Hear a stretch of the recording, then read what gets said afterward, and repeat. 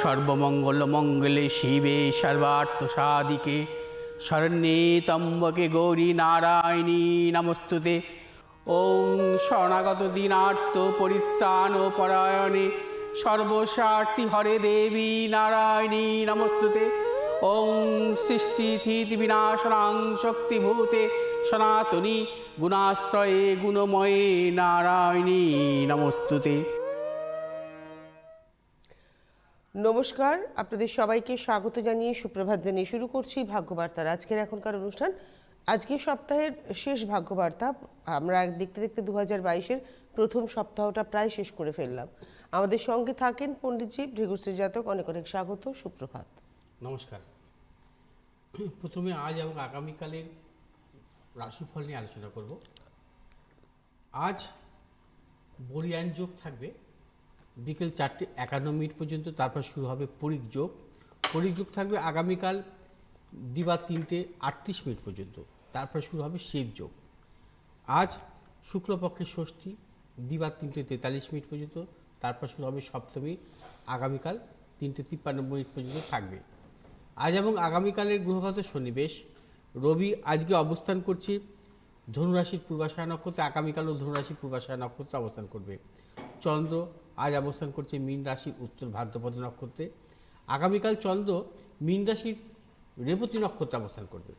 মঙ্গল আজ এবং আগামীকাল অবস্থান করছে বৃশ্চিক রাশির জ্যেষ্ঠা নক্ষত্রে, বুধ আজ এবং আগামীকাল অবস্থান করছে মকর রাশির শ্রবণা নক্ষত্রে, বৃহস্পতি অবস্থান করছে শতবিষা নক্ষত্রে অর্থাৎ কুম্ভ রাশির আজ এবং আগামীকাল। শুক্র অবস্থান করছে ধনুরাশির পূর্বাষাঢ়া নক্ষত্রে আজ এবং আগামীকাল। শনি অবস্থান করছে মকর রাশির শ্রবণা নক্ষত্রে আজ এবং আগামীকাল।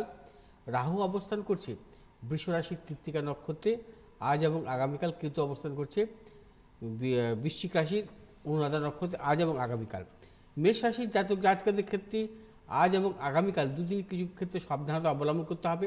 মানসিক টেনশন বৃদ্ধি এবং শারীরিক কিছু পীড়া মেষ রাশির অর্থনৈতিক উন্নতির ক্ষেত্রে ব্যাহত হতে পারে।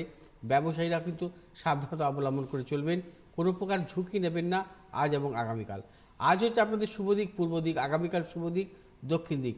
আর শুভ রঙ হচ্ছে আপনাদের লাল এবং নীল, আগামীকাল হচ্ছে লাল এবং সবুজ। আজ এবং আগামীকাল দুদিনই কিন্তু 2 সংখ্যার জাতক জাতিকাদের ক্ষেত্রে শুভ, 8 সংখ্যার জাতক জাতিকাদের অশুভ। মীন রাশির বৃষ রাশির জাতক জাতিকাদের ক্ষেত্রে আজ এবং আগামীকাল দুদিনই কিন্তু শুভ, দুদিনই কিন্তু দুর্দান্ত সাফল্য পাবেন সর্বদিক থেকে। বৃষরাশির জাতক জাতিকাদের অর্থনৈতিক সাফল্য, হঠাৎ অর্থ প্রাপ্তির মতো যোগ। ব্যবসায়ীদের ক্ষেত্রে বলবো যে আজ এবং আগামীকাল সর্বদিক থেকে আপনাদের সাফল্য আছে। বৃষরাশির জাতক জাতিকাদের শুভ দিক আজ দক্ষিণ দিক, আগামীকাল হচ্ছে পশ্চিম দিক। আজ শুভ রঙ হচ্ছে আপনাদের সাদা এবং নীল, আগামীকাল সাদা এবং লাল। এই দুদিনই কিন্তু 1 সংখ্যা জাতক জাতিকাদের ক্ষেত্রে বিশেষভাবে শুভ, 4 সংখ্যা জাতক জাতিকাদের অশুভ। মিথুন রাশির জাতক জাতিকাদের ক্ষেত্রে আজ এবং আগামীকাল দুদিনই শুভ, দুদিনই কিন্তু অর্থনৈতিক সাফল্য পাবেন এবং কর্মক্ষেত্রে সুনাম বৃদ্ধি পদোন্নতি। ব্যবসায়ীদের ক্ষেত্রে বিশেষভাবে শুভ এবং পারিবারিক দিক থেকেও শুভ। মিথুন রাশির ব্যবসায়ীরা নতুন কোনো চিন্তাভাবনার ক্ষেত্রে সাফল্য পাবেন। এই দুদিনই কিন্তু আপনারা দক্ষিণ দিকে অগ্রসর হবেন, সাফল্য মিলবে। শুভ রং আজ হচ্ছে আপনাদের সবুজ এবং নীল, আগামীকাল সবুজ এবং লাল। আজ এবং আগামীকাল এই দুদিনই কিন্তু 7 সংখ্যার জাতক জাতিকাদের ক্ষেত্রে শুভ এবং 8 সংখ্যার জাতক জাতিকাদের ক্ষেত্রে অশুভ। কর্কট রাশির জাতক জাতিকাদের ক্ষেত্রে আজ এবং আগামীকাল দুদিনই শুভ, দুদিনই কিন্তু আপনারা অর্থনৈতিক সাফল্য পাবেন এবং পারিবারিক দিক থেকে সাফল্য এবং কর্কট রাশির জাতক জাতিকাদের অর্থনৈতিক উন্নতির যোগ। বিশেষ করে যারা ব্যবসায়ী তাদের ক্ষেত্রে চূড়ান্ত সাফল্য মিলবে।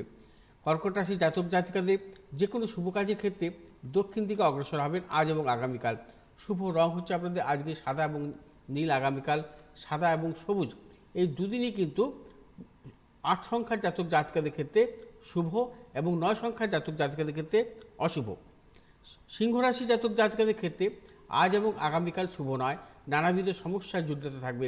মানসিক টেনশন বৃদ্ধি, শারীরিক পীড়া, কর্মক্ষেত্রে জটিলতা, ব্যবসায়ীদের ক্ষেত্রে সাবধানতা অবলম্বন করতে হবে। সিংহ রাশি জাতক জাতিকাদের যাবতীয় শুভাশুভ কাজ আজকের দিন হচ্ছে দক্ষিণ দিকে অগ্রসর হবেন, আগামীকাল পূর্ব দিকে অগ্রসর হবেন। সিংহ রাশির আজকে শুভ রং হচ্ছে লাল এবং নীল, আগামীকাল হচ্ছে লাল এবং সবুজ। এই দুদিনই কিন্তু 4 সংখ্যার জাতক জাতিকাদের ক্ষেত্রে বিশেষভাবে শুভ, 2 সংখ্যার জাতক জাতিকাদের অশুভ। কন্যা রাশির জাতক জাতিকাদের ক্ষেত্রে আজ এবং আগামীকাল দুদিনই শুভ, অর্থনৈতিক সাফল্য, কর্মক্ষেত্রে সুনাম বৃদ্ধি, পদোন্নতি, ব্যবসায়ীদের ক্ষেত্রে বিশেষভাবে শুভ। কন্যা রাশি জাতক জাতিকাদের পারিবারিক দিক থেকে শুভ, নতুন করে চিন্তা ভাবনার ক্ষেত্রে সাফল্য।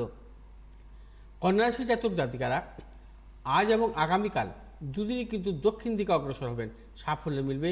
শুভ রং আজ হচ্ছে আপনাদের নীল এবং সবুজ, আগামীকাল হচ্ছে নীল এবং লাল, এবং দুদিনই কিন্তু 6 সংখ্যার জাতক জাতিকাদের ক্ষেত্রে বিশেষভাবে শুভ, 1 সংখ্যার জাতক জাতিকাদের অশুভ। তুলা রাশির জাতক জাতিকাদের ক্ষেত্রে আজ এবং আগামীকাল শুভ নয়, সমস্যার জটিলতা থাকবে, মানসিক টেনশন বৃদ্ধি, প্রিয়জনের শারীরিক বিড়ম্বনা, অর্থনাশ, গুপ্ত শত্রু বৃদ্ধি। ব্যবসায়ীদের ক্ষেত্রে সাবধানতা অবলম্বন করতে হবে, এই দুদিন কিন্তু কোনো প্রকার ঝুঁকি নিতে পারবেন না, সাবধানতা অবলম্বন করে আপনাদের চলতে হবে সর্বক্ষেত্রে। আজ এবং আগামীকাল দুদিনই কিন্তু আপনারা পূর্ব দিকে অগ্রসর হবেন, সাফল্য মিলবে। শুভ রং হচ্ছে আপনাদের আজ হচ্ছে নীল এবং সাদা, আগামীকাল নীল এবং লাল। এই দুদিনই কিন্তু 6 সংখ্যার জাতক জাতিকাদের ক্ষেত্রে বিশেষভাবে শুভ এবং 3 সংখ্যার জাতক জাতিকাদের অশুভ। বৃশ্চিক রাশি জাতক জাতিকাদের ক্ষেত্রে আজ এবং আগামীকাল দুদিনই শুভ, দুদিনই কিন্তু অর্থনৈতিক সাফল্য পাবেন, কর্মক্ষেত্রে শুভাশুভ ফল মিলবে। ব্যবসায়ীদের ক্ষেত্রে দুদিন বিশেষভাবে শুভ দিন, এবং তার পাশাপাশি পারিবারিক দিক থেকে নানাবিধ শুভাশুভ ফল মিলবে।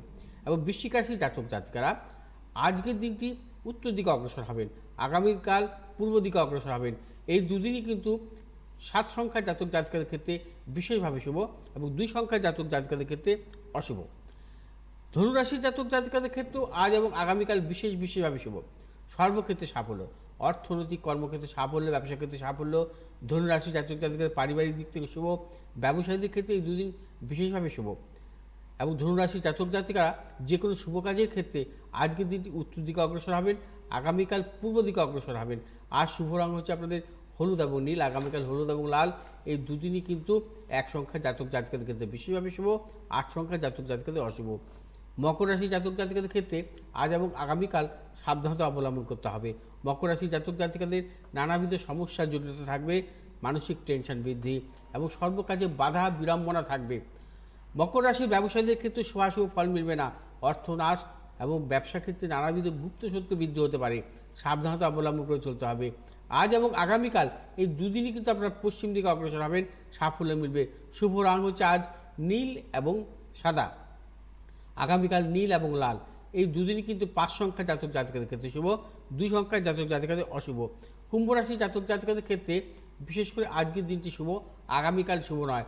কুম্ভ রাশির জাতক জাতিকারা আজকে যে কোনো শুভ কাজে অগ্রসর হতে পারেন, বিশেষ করে ব্যবসায়ীদের ক্ষেত্রে সাফল্য মিলবে এবং যারা চাকরি করছেন কর্মক্ষেত্রে সুনাম বৃদ্ধি, পদোন্নতিও মিলবে। কিন্তু আগামীকাল আপনারা কোনোভাবে ঝুঁকি নেবেন না, সাবধানতা অবলম্বন করে চলতে হবে এবং আগামীকাল গুপ্ত শত্রু বৃদ্ধি হতে পারে। আজ এবং আজকের দিনটি আপনারা দক্ষিণ দিকে অগ্রসর হবেন, আগামীকাল পূর্ব দিকে অগ্রসর হবেন। আজ এবং আগামীকাল বিশেষ করে 2 সংখ্যার জাতক জাতিকাদের ক্ষেত্রে বিশেষভাবে শুভ, 1 সংখ্যার জাতক জাতিকাদের অশুভ। আজ হচ্ছে আপনাদের শুভ রং নীল এবং সবুজ, আগামীকাল নীল এবং লাল। মীন রাশির জাতক জাতিকাদের ক্ষেত্রে আজ এবং আগামীকাল শুভ নয়, নানাবিধ সমস্যা, জটিলতা, মানসিক টেনশন বৃদ্ধি, শারীরিক পীড়া। মীন রাশির জাতক জাতিকাদের এই দুদিন কিন্তু সর্বক্ষেত্রে সতর্কতা অবলম্বন করে চলতে হবে। ব্যবসায়ীদের ক্ষেত্রে একদমই ঝুঁকি নেবেন না, সাবধানতা অবলম্বন করতে হবে। প্রিয়জনের সাথে মতানৈক্য, পারিবারিক দিক থেকে নানাবিধ সমস্যার জটিলতা।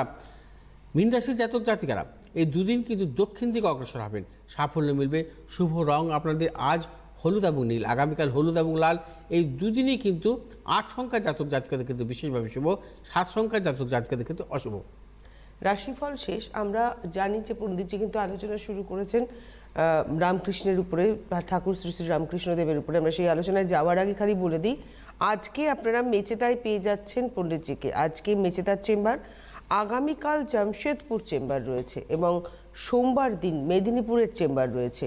তারপরে 15 তারিখ গৌহাটি রয়েছে, 16 তারিখ রয়েছে আগরতলা গৌহাটির বন্ধুরা এখন থেকে নাম এনরোল করুন। আজকে পণ্ডিতজি মেচেদায় থাকছেন, আগামীকাল জামশেদপুর এবং সোমবার দিন মেদিনীপুরের চেম্বার রয়েছে। এছাড়া কলকাতার চেম্বার যেমন থাকে সেগুলো থাকবেই যদি কলকাতায় উনি থাকেন। তো আমরা চলে যাই আলোচনাতে। হ্যাঁ, ঠাকুরের রামকৃষ্ণদেবের উপরে যে আলোচনা করছিলাম, চেষ্টা করছি আজকে এবং সামনের সপ্তাহে যদি পারি আরও আলোচনা আসব।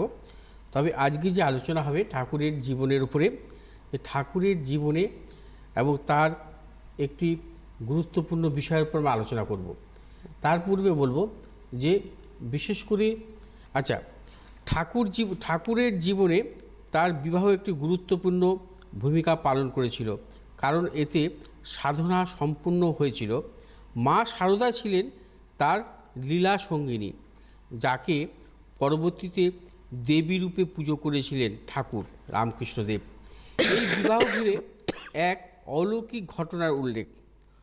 তখন ঠাকুরের বিয়ে দেবেন বলে মনস্থ করেছেন মা চন্দ্রা দেবী আর দাদা রামেশ্বর, কিন্তু পছন্দমতো পাত্রী আর পাওয়া যাচ্ছে না। শেষে ভাবাবিষ্ট ঠাকুর একদিন বলে দিলেন, জয়রামবাটি গ্রামের শ্রী রামচন্দ্র মুখোপাধ্যায়ের বাড়িতে যে পঞ্চম বর্ষীয়া কন্যা, সেই আমার উপযুক্ত। ঠাকুরের নির্দেশিত বাড়িতে খোঁজ করতে সন্ধান মিলল সারদামণির। অর্থাৎ তাদের বিবাহ ছিল পূর্ব নির্ধারিত এবং অন্তর্যামী ঠাকুর রামকৃষ্ণ সবই জানতেন। এবার ঠাকুরের জীবনে পরবর্তী পর্যায়ে একটি অলৌকিক ঘটনার উল্লেখ করব। একবার ঠাকুরের খুড়তুতো দাদা হলধারী কোনো কারণে ঠাকুরের প্রতি রুষ্ট হয়ে তাকে অভিশাপ দেন, তোর মুখ দিয়ে রক্ত উঠবে। তার কয়েকদিন পরেই সত্যি ঠাকুরের মুখ থেকে রক্তপাত শুরু হয়। হলদারি সহ সকলেই আতঙ্কিত হয়ে পড়েন। শেষে এক বয়স্ক সাধু ঠাকুর পরীক্ষা করে বলেন, আসলে হঠযোগ সাধনার চরম অবস্থায় জড় সমাধিতে পৌঁছে গিয়েছিলেন শ্রীরামকৃষ্ণ। ফলে সুষমা দ্বার খুলে গিয়ে রক্ত মাথায় উঠে যাচ্ছিল। এই অবস্থায় রক্ত মুখ দিয়ে বেরিয়ে গিয়ে উপকারী হয়েছে তার, নতুবা ঠাকুরের জড় সমাধি আর ভাঙত না। নিজের অভিশাপ বরে পরিণত হয়েছে দেখে স্বস্তির নিঃশ্বাস ফেললেন হলদারি। অলৌকিক সত্তা আরও একবার প্রমাণিত হলো। কল্পতরু উৎসব থেকে শুরু করে আজ অবধি ঠাকুরের জীবনে অলৌকিক জীবনকে শুধু ছুঁয়ে যাওয়ার চেষ্টা করলাম, তবে তার গোটা জীবনটাই অলৌকিক। প্রণাম ও শ্রদ্ধা জানাই এই মহাপুরুষকে। রাশিফল শেষ। আমাদের আলোচনাতে এবার চলে যাব, টেলিফোনে একজন বন্ধু আছেন। নমস্কার, কে রয়েছেন? নমস্কার, আমি আমার ছেলের জন্য বলছি। এক আত্মীয় আমার কাছে গিয়েছিল, গিয়ে উপকৃত হয়েছে, ওই জন্য আমি আমার ছেলের জন্য আপনার আত্মীয় এসেছিলেন পণ্ডিতজির কাছে এবং তিনি উপকৃত হয়েছেন? হ্যাঁ হ্যাঁ, চাকরি পেয়েছে। আচ্ছা, আপনি থাকেন কোথায় আর আপনার নাম কি? আমি জাঙ্গিপাড়ায়। আমার নাম মিঠু ব্যানার্জি। আচ্ছা, আপনার ছেলের সম্পর্কে জানবেন, ছেলের ডেট অফ বার্থ বলুন। হ্যাঁ, 10/8/86। 10/8/86। হ্যাঁ। সময়? 2:10। 2:10 কখন? দুপুরে। কোথায়? বিষ্ণুপুর, বাঁকুড়া জেলা। আর এখন চাঁদপাড়ায় থাকেন? হ্যাঁ, জাঙ্গিপাড়ায় থাকি। জাঙ্গিপাড়া।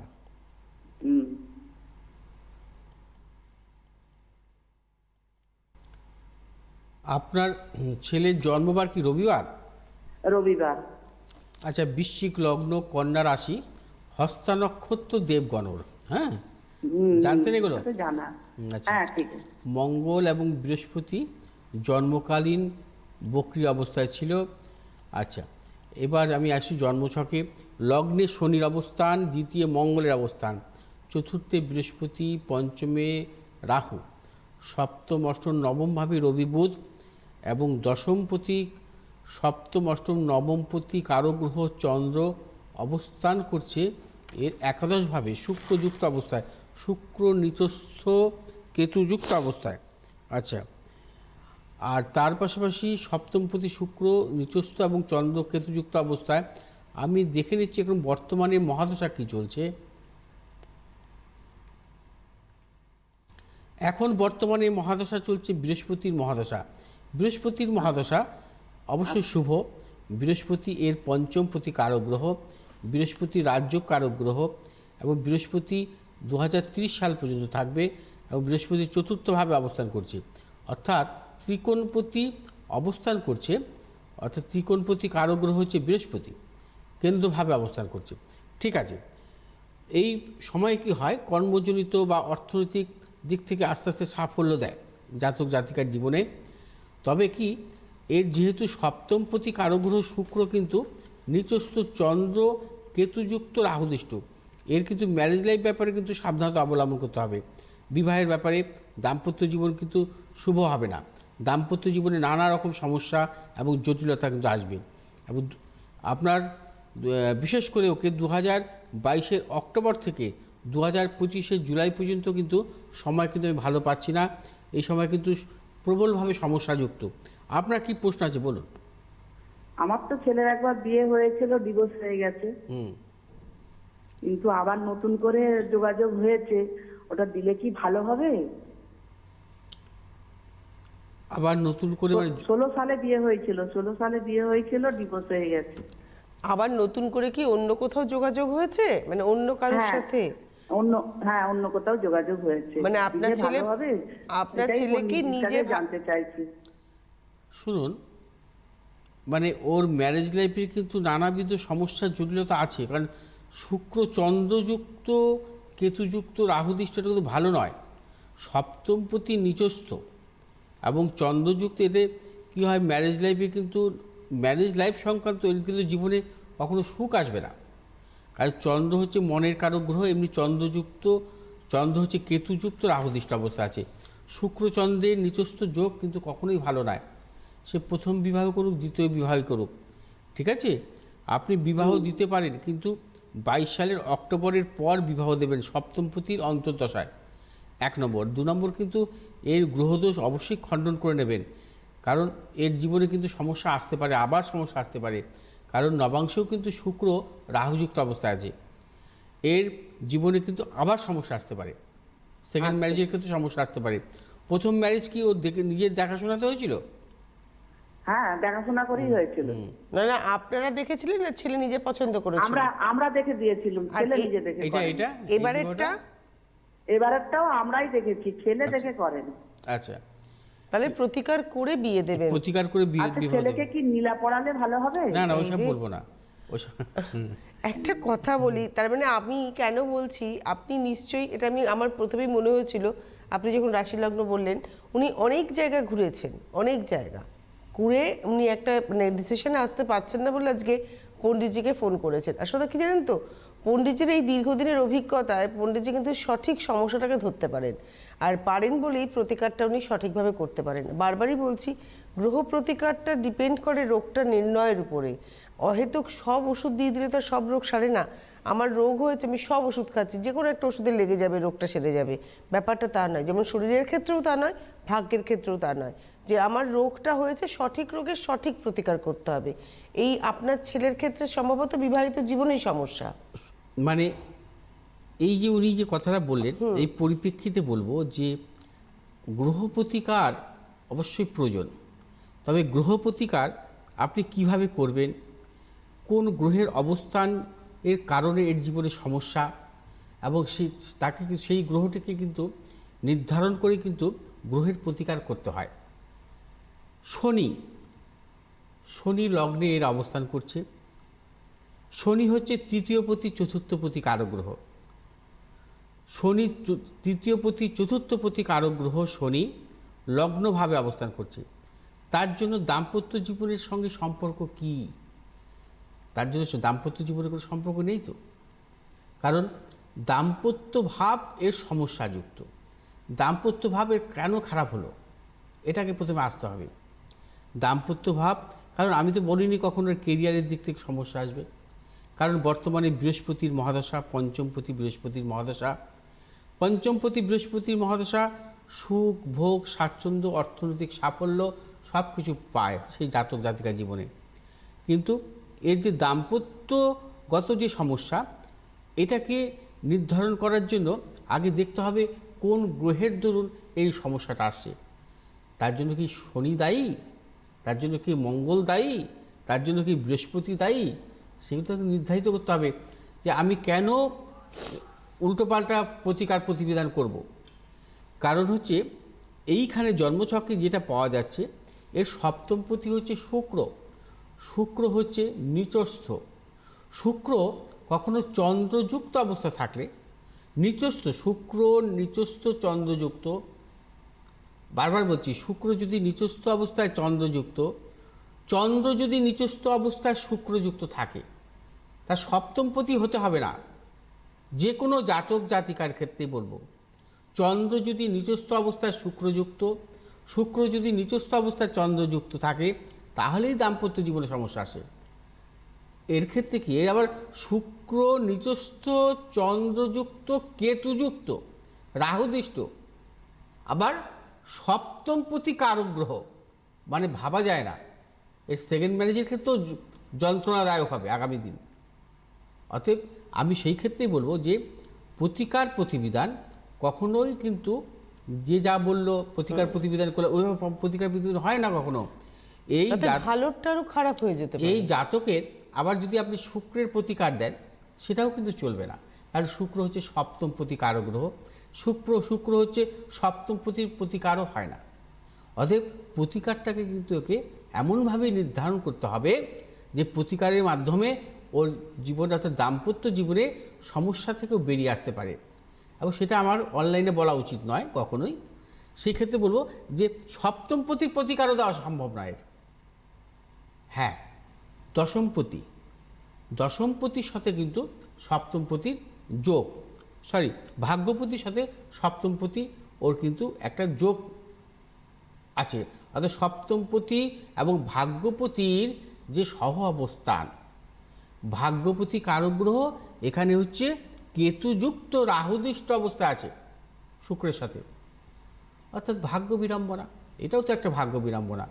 আপনার জীবনে অর্থ আসলো, আপনি জীবনে কর্মজীবনে সাফল্য পেলেন, আপনি সব পেলেন, কিন্তু আপনার দাম্পত্য সুখ নেই জীবনে, দাম্পত্য জীবনে আপনি কোনোভাবে সুখ পেলেন না। এটা কি ভাগ্য বিড়ম্বনা নয়? ভাগ্য বিড়ম্বনা, এটাও ভাগ্য বিড়ম্বনা। অর্থাৎ এর ভাগ্যপতি কারক গ্রহ অবস্থান করছে কেতুযুক্ত রাহুদৃষ্ট অবস্থায়। ভাগ্যভাবটাকে আগে দেখতে হবে, ভাগ্যভাবটাকে আরও ভালো প্রতিকার প্রতিবিধানের মাধ্যমে একে কিন্তু সংস্কার করতে হবে। ভাগ্যভাগের উপরে কিন্তু একে প্রতিকার প্রতিবিধান করা শ্রেয়।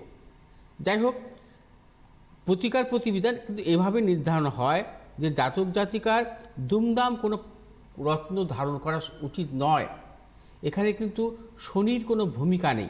আচ্ছা, এই যদি ধরুন এই যদি নীলাটা পড়ে ফেলে তাহলে কি কি হতে পারে সমস্যা? এখন কোনো সমস্যা হবে না। এই জাতকের শনির যখন মহাদশা আসবে, কারণ এর লগ্নে কিন্তু শনির অবস্থান আছে, যখন শনির মহাদশা আসবে সেই ক্ষেত্রে কিন্তু এই জাতীয় নীলা ধারণ করা উচিত, বৃহস্পতির মহাদশায় নয়, কখনোই নয়। বা সেই ক্ষেত্রে শনির নীলা ধারণ করা উচিত কি না সেটাও কিন্তু নির্ধারণ করবে শনির অবস্থানের উপর। এখন দেখা যাচ্ছে এই জাতকের শনি কিন্তু অবস্থান করছে বৃশ্চিক রাশির অনুরাধা নক্ষত্রে, শনি তার নিজের নক্ষত্রে। অতএব শনি নীলাও ধারণ করতে পারবে না, সে নীলাও তার ধারণ করা উচিত নয়, কারণ শনি লগ্নভাবে নিজের নক্ষত্রে অবস্থান করছে। শনিকে আমি কেন সে পাওয়ার দিতে যাব, যার শনির এখানে কোনো ভূমিকাই নেই। অর্থাৎ তাকে শনির যদি, স্যাটার্নের যদি আমি কোনোভাবে প্রতিকার দিই তার কোনো কাজ হবে না, বরং উল্টো কাজ হবে। লগ্নে শনির অবস্থান ভালো না, তাদের মধ্যে কি হয়, একটু শারীরিক নানা রকম বিড়ম্বনা আছে, ফ্রিকেল মাইন্ডেড হয় তারা। এবং বিশেষ করে লগ্নে শনি অবস্থান সর্বদাই অশুভ, কিন্তু এর ক্ষেত্রে কিন্তু শনি যে অবস্থান করছে কিন্তু লগ্নেই অবস্থান করছে নিজের নক্ষত্রে, একে কিন্তু সেভাবে ক্ষতি করবে না, সেভাবে কিন্তু শনি ক্ষতি করবে না। অর্থাৎ প্রতিকার প্রতিবিধান যে আমরা বলি, প্রতিকার প্রতিবিধানটা সম্পূর্ণভাবে নির্ভর করে কিন্তু গ্রহগত এর যে এখন বর্তমানে বৃহস্পতির মহাদশা চলছে, বৃহস্পতিও কিন্তু বৃহস্পতির নক্ষত্রে আছে, বৃহস্পতির নক্ষত্রে আছে, শনির নক্ষত্রে অবস্থান করছে। অর্থাৎ বৃহস্পতির নক্ষত্রে থাকলে সেই বৃহস্পতির দশা জাতক জাতিকাদের সাফল্য দেয়, নানাদিক সাফল্য দেয়। কিন্তু এর জন্মছকে যেটা আছে ভাগ্যপতি কেতুযুক্ত রাহুদৃষ্ট, বৃহস্পতি নিজ নক্ষত্রে থাকুক, পঞ্চমপতি রাজ্য কারক গ্রহ ত্রিকোণপতি কেন্দ্রভাবে অবস্থান করছে, অন্যান্য দিক থেকে সাফল্য দেবে। কিন্তু যেহেতু এর সপ্তম ভাব অশুভ, বিড়ম্বনা দিচ্ছে ওকে, সপ্তম ভাব থেকে বিড়ম্বনা, অতএব একে প্রতিকার প্রতিবিধান দেওয়া উচিত সম্পূর্ণভাবে ভাগ্যভাবের উপর নির্ভর করে। এভাবে কিন্তু প্রতিকার প্রতিবিধান আমি মনে করি যে জ্যোতিষশাস্ত্র মতে এভাবে এগোনো উচিত। হাতে তো সময় নেই। প্রতিকার প্রতিবিধানটা ভীষণ গুরুত্বপূর্ণ একটা মানুষের জীবনের ভাগ্য গড়ার ক্ষেত্রে এবং তাকে ফেলে দেওয়ার ক্ষেত্রে। সঠিক প্রতিকার মানুষকে এগিয়ে নিয়ে যায়, আর ভুল প্রতিকার মানুষকে কিন্তু একদম তার ভাগ্য বিড়ম্বনা ডেকে আনে। যারা অনুষ্ঠান দেখছেন, পণ্ডিতজির কাছে যারা এসছেন তারা জানেন পণ্ডিতজির দীর্ঘদিনের অভিজ্ঞতায় পণ্ডিতজির সফলতার হার কতটা। তো আজকে পণ্ডিতজিকে পেয়ে যাচ্ছেন মেচেদা, আগামীকাল জামশেদপুর এবং 10 তারিখ পাচ্ছেন মেদিনীপুর। আবার অ্যাজ ইউজুয়াল কলকাতায় গড়িয়াহাট, হাতিবাগান, বালি, গড়িয়ার চেম্বার এবং বারাসাতের চেম্বার থাকছে। যোগাযোগ করুন 8583013265, 9836646559। আর অনলাইন কনসালটেন্সি কিন্তু যাচ্ছে। যারা অনলাইনে দেখাতে চাইছেন, অনেকটা দূরে থাকেন, তারা অবশ্যই যোগাযোগ করে নেবেন। অনেক ধন্যবাদ পণ্ডিতজিকে, ধন্যবাদ আপনাদের, নমস্কার।